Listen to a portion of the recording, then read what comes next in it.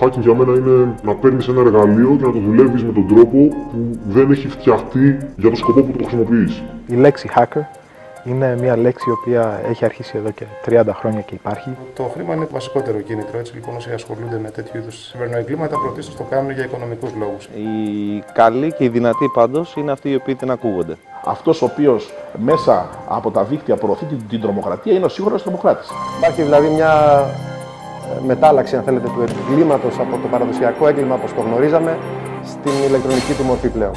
Θα έλεγα ότι η Ελλάδα βρίσκεται σε αρκετά χαμηλή θέση στο αντικείμενο της ασφάλειας. Στον ελλαδικό χώρο υπάρχουν άτομα τα οποία έχουν το επίπεδο και την κατάρτιση να προκαλέσουν ένα πολύ δυνατό χτύπημα.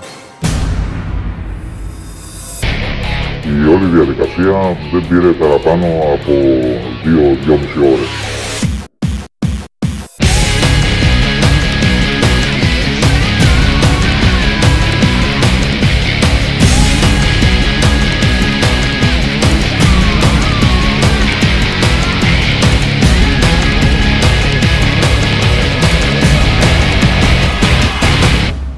Μέχρι πού μπορείς να αποκτήσεις πρόσβαση? Αυτή τη στιγμή παντού.